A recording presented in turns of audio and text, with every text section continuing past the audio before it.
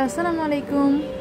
আমার ঘরের কাছ থেকে পেঁচা দেখা যাচ্ছে, দেখেন ওই যে দেখতে পাচ্ছেন, এই পেঁচাটা হচ্ছে আমার ঘরের কাছে, আমার বারান্দা থেকে আমি দেখতে পাই। আমাদের এখানে মাঝে মাঝেই হঠাৎ কিভাবে জানি কই থেকে পেঁচা আসে আমরা জানি না আসলে। এটা অনেক বিরল এবং দুষ্কর প্রজাতির একটা পেঁচা আমার দেখে যতটুকু মনে হয়। আমি পেঁচা সম্পর্কে অতটা অবগত না, যারা জানেন কমেন্ট করবেন।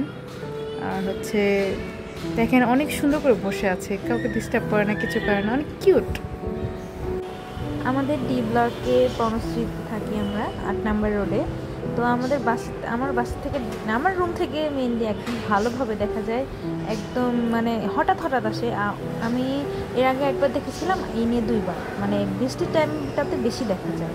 তো আপনারা যারা হচ্ছে মানে এরকম প্রাণী কালেক্ট করেন বা এদের হচ্ছে একটু সংরক্ষণ করেন, আমি তার দৃষ্টি আকর্ষণ করছি, কারণ এই পেঁচাটাকে দেখে মনে হয় অনেক বয়স হয়েছে।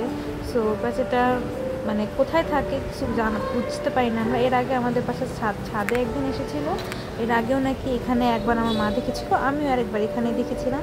আমি এই নিয়ে দেখলাম 2বার, আমার মা দেখছে একবার, আর আমার ছোটো বোন ছাদে গিয়েছিল, ও সেখানে দেখেছিল একবার।